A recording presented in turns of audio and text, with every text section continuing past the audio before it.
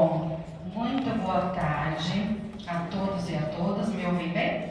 Então, muito bem. Eu gostaria de cumprimentar a doutora Beatriz, presidente do TRT, uma mulher presidente do TRT. Gostaria de negritar, reforçar e saudar. Doutor Álvaro, presidente da escola, que nos deu a honra de estar aqui conosco, apesar das intempéries da sua doença, né? Da gripe, que é absolutamente normal. Gostaria de cumprimentar a Gabriela, a Milena e a Patrícia, que honrosamente fizeram essa ponte para que eu pudesse estar aqui dialogando com vocês. Bom, eu sou mulher também, sou servidora pública municipal, mãe da Sofia, mestre em urbanismo, trabalho na área ambiental há mais de 20 anos, já passei por várias áreas, da área ambiental, da área de sustentabilidade. Hoje tenho a satisfação de ser diretora jurídica no terceiro setor de uma associação de municípios e meio ambiente, que a gente trata da questão das localidades, e é nesse ponto que eu gostaria de estar aqui dialogando com vocês. A sustentabilidade enquanto pessoa, enquanto corporações, porque a ESG ela é uma agenda que nasceu em corporações, no mercado financeiro mais precisamente, enquanto serviço público, porque todos nós aqui temos um mistério, né? Temos aqui, a gente, na verdade, como servidor público, a gente veste uma capinha todo dia antes de vir trabalhar, porque a gente tem poderes, né? Como diz a Liga da Justiça, quem tem poderes também tem responsabilidades. Então, a partir do momento que a gente está aqui com a caneta na mão, enquanto servidor público, a gente tem um papel muito importante na sociedade, em todos os sentidos. Não só nos laborais, mas nos sociais, no econômico, no dia a dia, no familiar. Então, a gente, de fato, tem uma responsabilidade muito grande. Enquanto a gente vai falar de ESG no serviço público, da agenda da sustentabilidade, qual é o caminho que eu estive aqui para percorrer com vocês? Eu pensei no seguinte: a gente primeiro vai falar do significado das siglas, né? Vamos falar das ondas da nossa trajetória enquanto civilização. O que a gente fez para o meio ambiente, o que a gente deixou de fazer para o meio ambiente, o que a gente fez para o social, o que a gente deixou de fazer para o social, para o econômico e para a governança. As agendas de sustentabilidade que tangenciam o ESG, o destaque da Agenda 2030 da Organização das Nações Unidas, e depois a gente vai fazer a conexão da Agenda do ESG com a Agenda 2030, dos 17 Objetivos do Desenvolvimento Sustentável, como que se dá a gestão para a sustentabilidade, futuro do serviço público, aí na minha singela visão, e depois eu gostaria de ouvi-los também. Eu entendo que metas e indicadores é super importante, mas gostaria de ouvi-los também a respeito, se vocês entendem também assim. Uma experiência de padronização do ESG e principalmente os valores do ESG. Bom, eu esqueci de me apresentar, que o pessoal lá do fundo pediu para me apresentar, então eu vou aproveitar para fazer agora, tá bom? Eu sou branca, tenho cabelo moreno, castanho escuro, levemente cacheado, alguns fios brancos que graças a Deus vocês não estão vendo, tenho um óculos transparente, estou vestida com uma roupa de tucano, né? Estou fantasiada de tucano, uma calça preta, um sapato preto. Basicamente é isso. Bom, me apresentando o nosso caminho, e aí vem uma questão até pessoal, né? Poxa vida, mas o que a Andréia está aqui falando com vocês, né? Uma servidora pública municipal falando com vocês sobre a agenda da ESG. Bom, será que ela recicla na casa dela ou o que ela está falando aqui é só teoria, né? Será que ela faz a lição de casa dela? Gente, eu sei que não é fácil. Não é fácil. Reciclar dá briga em família. Eu já tive briga em família porque o lixo não foi separado adequadamente. Às vezes a gente não briga com o nosso companheiro, com o nosso filho, já deixou a toalha molhada em cima da cama? A gente também briga por reciclagem. Não é fácil a gente internalizar nas nossas agendas domésticas a agenda não só da reciclável é um ponto, mas da sustentabilidade. Numa corporação onde há um coletivo de pessoas, é mais desafiador ainda. E por isso é importante o diálogo, o pacto, a transversalidade e todo mundo caminhar na mesma direção. O TRT já tem um planejamento estratégico, eu pude visitá-lo, tem um plano de logística e sustentabilidade muito legal. Eu sei que reportar não é fácil, ter ações relacionadas à sustentabilidade não é fácil, mas vocês já percorreram um caminho muito bom na agenda que nós vamos discutir aqui com vocês. Então, eu queria também enaltecer esse ponto, né, de vocês já terem um pacto interno, já exercerem, e mais do que isso, dentro da transparência ativa, reportarem à comunidade o que vocês fazem. Bom, então vamos lá. Quando a gente fala de agenda de sustentabilidade, a gente está falando o seguinte, e quando ela é enaltecida mais ainda, é porque nós estamos em risco, nós estamos em emergência. A pauta, e aí eu vou puxar a sardinha do meu lado, porque eu sou da área ambiental, o professor Clóvis vai puxar a sardinha para a questão mais social da sociedade.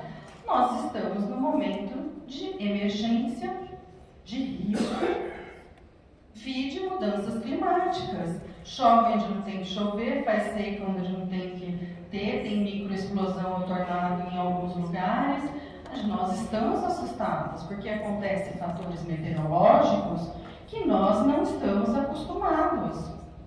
E isso impacta nosso dia a dia, nossa segurança alimentar. Então, nós estamos, hoje, enquanto civilização, mais para o menos do que para o mais. Nós temos um déficit enquanto sociedade para o planeta que a gente vive. Ah, mas André, você está falando de questões globais? Bom, mas tudo que a gente faz individualmente, coletivamente ou numa cidade, repercute no global. Então, por que essas agendas ambientais, essas agendas de sustentabilidade, ela ganha tanta importância? Por exemplo, os economistas nos fóruns de Davos, os grandes políticos, os grandes que cuidam do desenvolvimento econômico dos países, internalizaram já a pauta da sustentabilidade. Não há que se falar em desenvolvimento econômico sem pensar na sustentabilidade como um ponto. Bom, e da onde surgiu, como que basicamente a linha do tempo das agendas de sustentabilidade? Eu falei de Davos, mas eu também gostaria de citar, em 1972, o Clube de Roma, que lançou o relatório Middle, que falava dos limites do crescimento. Então, políticos, jornalistas, economistas, lá em 1972, já estavam preocupados como é que a sociedade estava se comportando em relação ao seu uso excessivo dos recursos naturais do nosso planeta. E muito bem, e lá em 1987, veio um relatório capitaneado por uma mulher, o relatório Brundtland, em sede da Organização das Nações Unidas, que cunhou uma expressão que inclusive faz parte do nosso artigo 225 da Constituição Federal, que é garantir para gerações futuras o mínimo de sustentabilidade, o mínimo de qualidade de vida. Não pensar só na questão presente, mas pensar no futuro das pessoas e no futuro do planeta. Depois disso, aqui na Rio 92, no governo Fernando Collor, nós tivemos uma discussão muito importante, que foi iniciada também em Estocolmo na década de 70, mas por que eu destaquei o Brasil? Porque aqui a gente tratou de assuntos importantíssimos como clima, biodiversidade, Agenda 21, florestas. Foi muito produtivo estar no Brasil, estar no Rio de Janeiro, discutindo e, mais do que isso, materializando acordos internacionais nesse sentido. Por exemplo, hoje a COP do clima, ela é famosíssima, os presidentes da República vão na COP discutir clima, né? Então, justamente, veio da Rio 92. E uma agenda que eu também destaco para vocês é da ODM, Objetivos de Desenvolvimento e Sustentabilidade, que lá, com seus 8 objetivos, se preocupou não só com a questão ambiental, mas se preocupou com a questão da sustentabilidade. A fome, por exemplo. A fome é um problema mundial, não é? É. Tem muita gente, principalmente nos países subdesenvolvidos, passando fome. Aqui no Brasil, os últimos relatórios foram alarmantes. A fome, ela tem tudo a ver com a agenda de sustentabilidade, porque um povo faminto é um povo que não vai cuidar da sua casa, não vai cuidar da sociedade. Ele não consegue cuidar nem dele, ele tem fome. Então, é um dos itens que foi discutido nessas 8 premissas, né, nesses 8 objetivos, e numa agenda, gente, voluntária. Uma agenda voluntária. Que interessante. Interessante por quê? Porque tudo que se fala da nossa sobrevivência, da nossa perpetuação enquanto espécie no planeta, tem que estar calcado na solidariedade, na fraternidade. A gente tem que pensar coletivamente, não tem outro caminho. Bom, em Joanesburgo seguiu a mesma linha, e depois em 2004, e aí é o destaque para a agenda ESG, que é a nossa discussão de hoje. Em 2004, Kofi Annan, secretário-geral da ONU, fez uma provocação, né, para mais ou menos 50 CEOs, né, do mercado, e a ONU emitiu um documento pensando-se nisso. Bom, ganha quem se importa. Quer dizer, quem se importa com o outro? É só o meu banco, é só o meu país, é só a minha cidade, é só meu tribunal, é só minha casa, é só minha família, é só minha religião? Não. Né? Essas fronteiras, elas acabam tendo que ser rompidas pela essa questão do pensamento enquanto seres humanos, enquanto espécies humanas, né? Enquanto homo sapiens.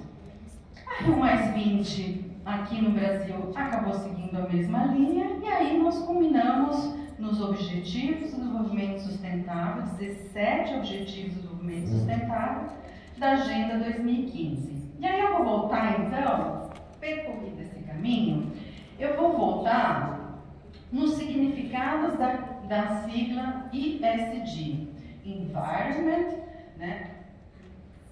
Parte ambiental, e aqui a gente vai colocar muita coisa.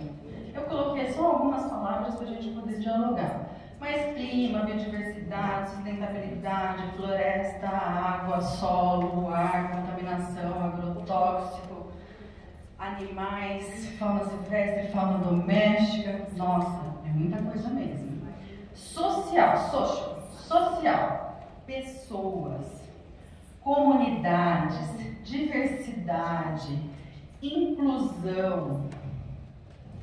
E eu vejo aqui, eu fiquei muito feliz, estava comentando com o professor Clóvis, vendo a acessibilidade desse evento, né? Temos um colega com um cachorro, né? Um colega com um cachorro, uma colega com libras. É isso, gente, inserir mulheres negras, campesinas, pobres, enfim, uma diversidade, índios, enfim, todo mundo que está fora, todo mundo que não tem condições de ter equidade, de ter igualdade frente à sociedade, as mesmas condições. A gente buscar o máximo possível trazer as pessoas para o nosso grupo, né? Incluí-las. E o governance, que é a governança, aí se pensando com ética, que eu nem vou falar, acho que eu vou deixar para o professor Clóvis, né? Ele é um especialista em ética, compromisso, responsabilidade. Bom, então feita dessa linha, eu trago aqui para vocês também, quando a gente fala da agenda de sustentabilidade, a gente tem que pensar o seguinte, que essa agenda da sustentabilidade, o Tribota Online, que a gente está muito acostumado, o Tribota Online de 1987, do relatório Brundtland, que está incorporado na nossa Constituição Federal, que quem é da área ambiental praticamente é um mantra, né? A gente repete isso toda hora, que a gente tem que pensar no econômico, sim, no social, sim, e no ambiental, sim, né? O ESG, ele é uma agenda mais específica, ele está contido numa agenda mais abrangente de sustentabilidade, né? Ele é uma agenda que nasceu, como eu falei para vocês, lá da ONU, do Kofi Annan, numa agenda corporativa, numa provocação de um líder mundial para o mercado. E aí, gente, o que a gente vai fazer com esse planeta? É assim que vocês vão se comportar? Porque toda essa linha de tratados e de discussões é isso. A gente tem os números, por exemplo, a questão do clima, o IPCC nos passa os números, os dados científicos, diz o que está acontecendo com o planeta, e a gente pergunta, muito bem, está acontecendo isso com o planeta, para onde vamos seguir? Né? Qual é a estratégia? Qual é a agenda? Qual é a agenda de sustentabilidade? Que é a capacidade de suprir as necessidades nossa, sem desmerecer a das futuras gerações, como eu falei para vocês lá do relatório Brundtland. Visa equilibrar essas três premissas que eu falei para vocês, do econômico e social, garantindo aí o mínimo de recursos ambientais para que a gente não só viva ou sobreviva, mas que nós também tenhamos qualidade de vida, né? Bom, e eu falei para vocês então das agendas e eu vou falar das ondas de sustentabilidade, né? As ondas de sustentabilidade, e aí fazendo um recorte temporal lá de 1795, quando a gente aborda a primeira revolução industrial, né, na Inglaterra, principalmente na França, onde a gente tem a máquina a vapor, o homem está lá firme e forte, né, com a indústria têxtil, entre outras, siderurgias, ferrovias e sem limites.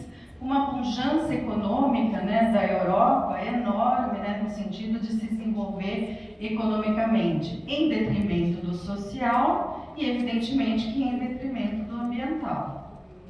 Quando a gente passa para a próxima 1845 a 1900, na segunda Revolução Industrial, aí já muda de continente, né? Já vai para os Estados Unidos, acaba abrangendo a Alemanha, trazendo aí a eletricidade, o telégrafo, o telefone, o automóvel, começa-se a pensar em monopólios, corporações, há uma sofisticação dos aglomerados econômicos, também consumo de massa, e as pessoas já pensando, opa, o dinheiro, o desenvolvimento econômico está nas cidades, vamos migrar para lá. Você gosta de ficar no campo?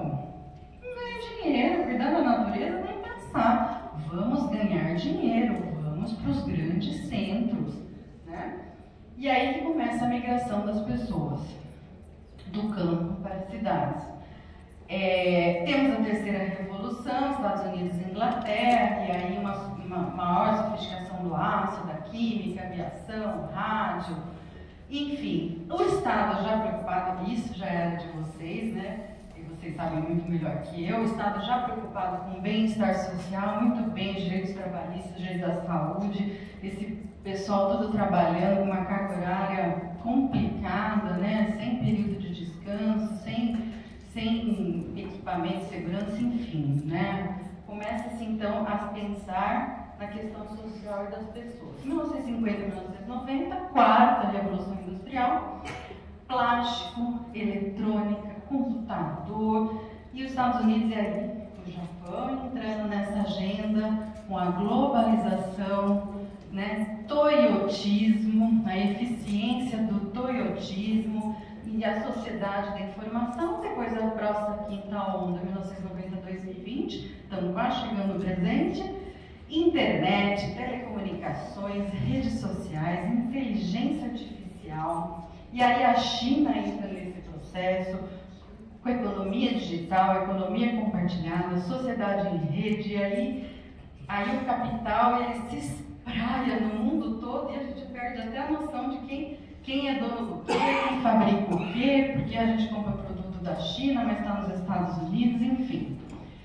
E hoje, 2020, até o dia presente, nós estamos numa onda chamada de sustentabilidade. Vamos pensar diferente, vamos pensar de outra maneira, porque já consumimos demais, já esgotamos os recursos naturais demais. Então, pensando assim que em energias renováveis, economia circular, economia verde, empresas sustentáveis, responsabilidade social, sociedade sustentável, entre outras denominações. Muito bem, Andréia. Então, a nossa proposta aqui, aliás, o nosso diálogo aqui, é a gente ver como que a gente surfa nessa sexta onda. Como no serviço público a gente internaliza a agenda do ESG. E particularmente, eu entendo que não dá para se falar de 2004 para diante sem desmerecer o passado. Não dá para se pensar nas agendas anteriores. E uma das agendas muito globais de sustentabilidade, e que foi amadurecimento do ODM, e que vai valer até 2030, é a agenda da ONU, Agenda 2030, com esses 17 ODS. Porque ele incorpora o critério de sustentabilidade na gestão dos órgãos públicos. Estou falando da gente, mas pode ser de uma escola, da FGV, por exemplo, onde o professor trabalha, de um banco, qualquer que seja. Ela é uma agenda absolutamente adaptável. E quando eu falo de serviço público, é todos.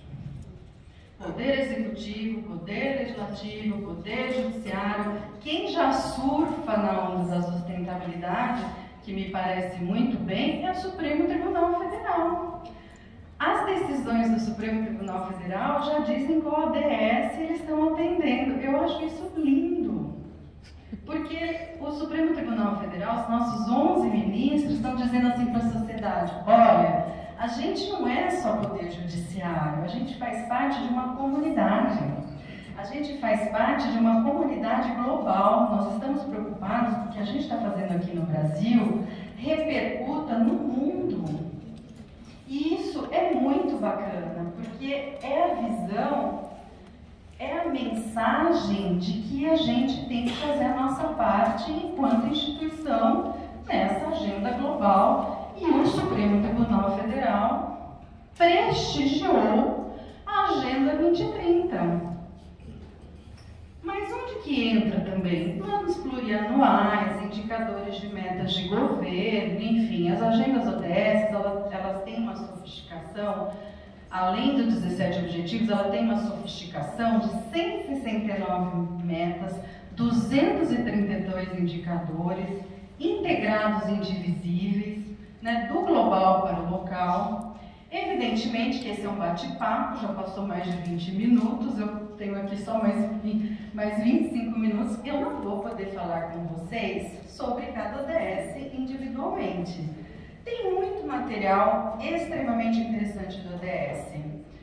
IBGE fez um material bem legal, inclusive com vídeos, enfim, tem muito material que está disponível, mas são as agendas vinculadas a todas as áreas do ambiental, do social, do econômico e da governança. Portanto, ela não deixa de ser um casamento também entre o Tribota Online e o ESG. Ela é muito abrangente. E quando eu digo que ela é muito abrangente, ela passa pela economia, pela sociedade e pela biosfera. Então, ela ela perpassa justamente em todos os itens que a gente acha importante. Porque, você está demonizando a questão econômica, Andréa? De jeito nenhum! O desenvolvimento econômico é importantíssimo. Se as pessoas são pobres, se as pessoas não têm dinheiro, se as pessoas não têm recurso para se manter, elas não vão, como eu falei, quem passa fome, quem não tem dinheiro, não cuida do outro. Então, o desenvolvimento econômico, ele é importantíssimo, ele está aqui muito bem contemplado por várias ODSs. Mas ele também tem que se conjugar com a questão das comunidades, da sociedade e dos recursos naturais, que é a biosfera. Muito bem. E quando a gente disseca o ambiental, o social e a governança, que é o ESG, para nós, servidores públicos, eu trouxe outros itens que eu achei interessante. Território. Onde estamos? Quais são as medidas de sustentabilidade que a gente adota? Tem economia de baixo carbono? Como é que é a nossa educação, a nossa conscientização, como é a nossa cidadania ambiental? Porque quando a gente fala de educação ambiental, não somos só nos meios formais. Nós estamos aqui no meio formal, estamos numa escola, a escola está preocupada com ética, está preocupada com sustentabilidade, está preocupada com assédio. É um meio formal, mas nós também temos os nossos meios informais de também promover conscientização e esse trabalho de dialogar e nivelar conhecimento dentro dessa complexidade. Na agenda social, nós que estamos no serviço público, entramos por meio de concursos públicos, né? Como que é esse concurso público? Ele está preocupado com a questão da equidade, da diversidade, da inclusão? Existem algumas ações afirmativas, novamente a ética aqui transmitida no social. Na governança, como que é o canal daquele serviço público com a comunidade? Eu sei que não é fácil, gente, eu sou servidora pública. A gente adora falar nome técnico. Eu estou na área ambiental, é a montante, a jusante, é a PP, é o C. Vocês que estão na justiça, data vênia, os autos estão conclusos, a gente adora essa terminologia. Mas para a gente se comunicar com a sociedade, a gente não pode ser assim, a gente tem que se ressignificar. A gente tem que falar numa linguagem dialógica, amigável, ser solidária. Eu até brinco, a gente precisa aprender a desenhar a casinha, porque não é todo mundo que tem o mesmo conhecimento que a gente. Então, como a gente é servidor, vem essa parte. Quando eu falo de canal da comunidade, transparência ativa e legal, é claro, publicar tudo no site, redes sociais, YouTube, muito importante. Mas esse estreitamento nosso com a comunidade, as nossas relações pessoais que estão complicadas, depois da Covid ainda, nossa, ficou mais desafiador. Controle social, quem nos controla? Isso é importantíssimo. Infelizmente, nós estamos num país corrupto. Levanta a mão quem discorda de mim. A sociedade é corrupta, nós somos seres humanos e nós somos falhos. Então, precisa ter alguém nos controlando. A gente precisa acreditar nesse controle. Inovação, digitalização, informatização de procedimentos, né? Eu, por exemplo, em Campinas a gente adota o SEI, que é o Sistema de Tramitação de Processo, que foi um tribunal também, o Tribunal Regional Federal da 4ª Região, que abriu esse sistema, muito legal, elimina papel. Nossa, é maravilhoso eliminar papel da nossa vida, né? E aumenta a celeridade, aumenta a qualidade na prestação do serviço. E o consumo sustentável, que eu vi aqui no relatório de vocês. Vocês estão preocupados desde o saquinho plástico, do copinho plástico, até o combustível, as energias. Isso é muito importante. Bom, e quando a gente vai se debruçar então sobre o ambiental, como eu citei citei para vocês a questão do território, da medida de sustentabilidade e da educação, eu vou trazer aqui alguns ODS para vocês que tem tudo a ver com isso, que é de água e saneamento, energia acessível e limpa, cidades sustentáveis, combate às alterações climáticas, vida debaixo d'água, a gente está na década do oceano a propósito, vida sobre a terra, quer dizer, todos que habitam a terra, e aqui, explicitamente sobre o ODS 11, eu faço menção a uma legislação muito interessante, porque afinal de contas aqui todo mundo habita uma rua, um bairro, uma cidade. Então a gente tem que estar preocupado com esse nosso ecossistema no qual a gente vive. O Estatuto da Cidade, que traz uma política de desenvolvimento urbano, mas não é mais um recorte territorial de zoneamento. Aqui pode, aqui não pode. Aqui é habitacional, aqui é industrial, como se fazia antigamente. Não! O Estatuto da Cidade fala o seguinte: municípios cuidem da sua área urbana e rural com sustentabilidade. Agreguem todas as políticas públicas, moradia, saneamento, educação, saúde. Não é mais uma visão de escaninho, de engenharia, de arquitetura territorialista. É uma visão de política pública. E é tão importante, gente, a gente participar dos planos diretores. Aqui em São Paulo acabou de ser revisado o plano diretor, né? Teve uma discussão sobre adensamento, né? Se vai adensar muito, enfim. É muito importante a gente se engajar nesse ponto, porque é onde a gente mora. É onde a gente vai viver, é onde a gente vai exercer as nossas relações sociais. E dentro dessa agenda de sustentabilidade tem uso eficiente de recursos, cidades resilientes. Por que resiliente? Eu, de novo, vou falar da agenda climática. Se a gente não tomar medidas de mitigação e adaptação, vai ter enchente, vai ter vendaval, vai ter muito calor. Ou a gente faz os novos rearranjos, né? Ou a gente se torna uma cidade colaborativa, educadora, biodiversa, internaliza essas agendas, ou qual vai ser o futuro nosso nas cidades e no planeta? Então aqui, alguns itens, né, de reduzir, reutilizar, ressignificar, ficam as nossas mensagens pessoais e sociais. E falando em social, quando eu falo do concurso público, da diversidade, das ações afirmativas da ética, tem uma série, 3 minutos? Não, 30, já foi 30. Tá bom.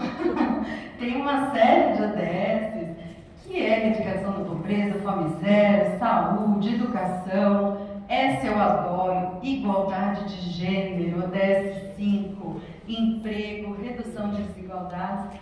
E eu queria, de novo, parabenizar vocês, porque eu fiquei sabendo que no TRT a maior parte dos cargos de gestão são de mulheres.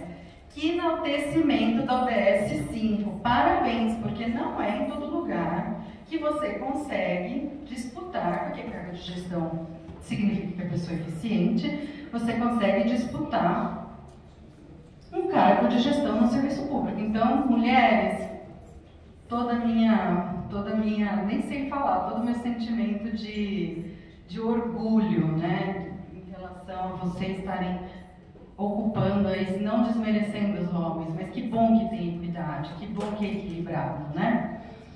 E nessas ODS a 5, eu vou só citar a última lei que fala da igualdade salarial entre gêneros, que saiu do forno faz pouco tempo, 2023.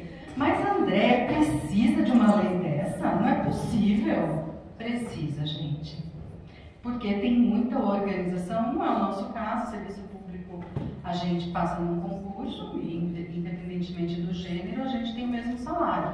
Mas a iniciativa privada, infelizmente, precisa. E aí vem uma série de agendas de representatividade, de políticas de inclusão, enfim. E aqui fica, para vocês lerem depois, uma chuva de um novo ecossistema legislativo recentíssimo nessa agenda 5. Nessas agendas de equidade, né? Foram vários decretos aí, resoluções de 2023 que seguem essa linha e que eu bato palmas. Que legal que seguiu esse ponto. Eu só não vou dissecar cada uma por conta conta do tempo, mas fica aí para a leitura de vocês. Indo para a governança, né, o DS5, que eu já citei, a 10, que eu já citei, a Paz, Justiça e Instituições, a 17, que são as parcerias, a 12, que são consumos sustentáveis, do canal da comunidade, controle social, inovação, consumos sustentáveis. Eu faço aqui uma referência a 12 e seguindo aí uma recente lei também, que é a Lei de Licitações, que todos nós temos que manusear, e que está preocupada com produtos que causem menos impacto quando a gente contrata obras e serviços, estimula a concorrência privilegiando inovações sustentáveis. Eu trabalho com licenciamento ambiental, estudo de impacto ambiental foi muito enaltecido nessa lei, foi um avanço no sentido do consumo sustentável. Pois bem, gente, e Andréia, o que você pensa em termos de futuro? Bom, eu trouxe aqui um quadrinho do programa Cidades Sustentáveis.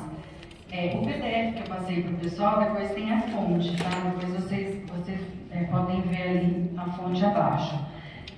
Eu acho que o futuro é uma gestão participativa. E quando eu falo muito também como município, a gente sair dessa administração pública tradicional da obediência, do estrito cumprimento de leis e regras, e pensando muito no empoderamento do cidadão, da corresponsabilidade, da transparência, da visão e metas, e números, indicadores. Como a gente faz planejamento sem ciência, sem tecnicidade, sem números e indicadores? Aí não é planejamento, é passejamento, né? Sustentabilidade e controle social. Eu vejo o seguinte, quando eu enaltecendo aqui metas e indicadores, não se faz nada sozinho. E uma agenda dessa, impossível. Então tem que ter engajamento, trabalho conjunto entre nós. A gente também coletivamente definir objetivos e metas, como vocês fizeram no planejamento estratégico e vão revisá-lo periodicamente. Acompanhar, reportar. Ai, que preguiça de reportar os números de copinho que eu usei, de quanto que eu usei de combustível, enfim. Eu sei que é um trabalho a mais, mas é um trabalho importante para a gente medir, para a gente saber como que a gente está se comportando e para a gente maximizar os resultados. E por que metas e indicadores é tão importante? Porque a informação e ele permite avaliação se a gente está progredindo, se a gente não está. E ele também tem essa função técnica da gente não só instituir meta, mas tendência, muito bem, como que a gente vai ser daqui para frente? Como que está se comportando os pares, as outras organizações? A gente está cumprindo esses tratados internacionais que eu falei para vocês? E as metas e indicadores têm como pré-requisito disponibilidade, qualidade, coerência, acessibilidade e padronização. E por falar em padronização, eu trouxe aqui para vocês, e eu não vou esmiuçar, mas é um dado recente bem importante, que a ABNT lançou uma norma que eles chamaram de 2030, que diz como é que você vai internalizar a Agenda 2030 e ODS e ESG, quer dizer, todo esse pacote que eu comentei com vocês, no privado e no público. E que é interessante, o que é importante numa norma de padronização?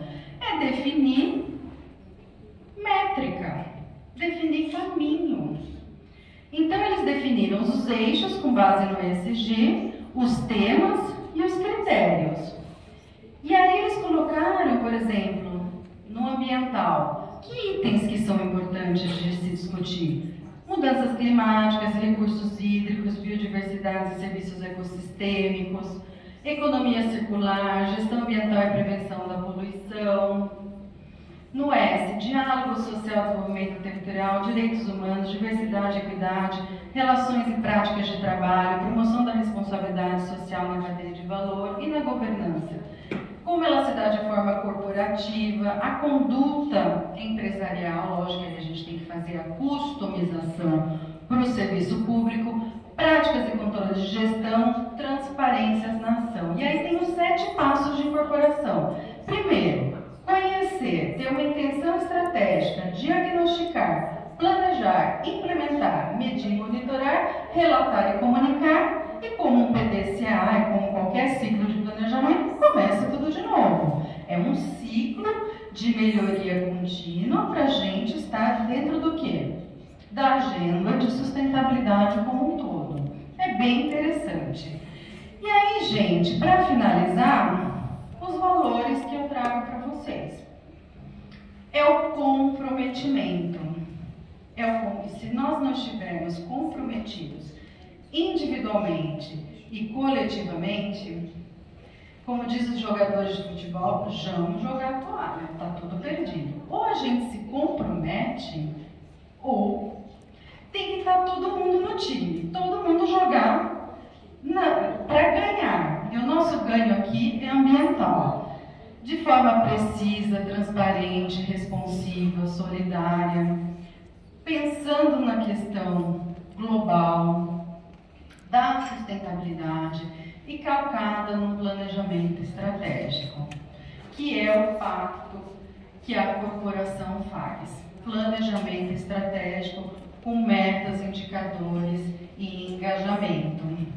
Então, gente, e é por isso que eu estou aqui.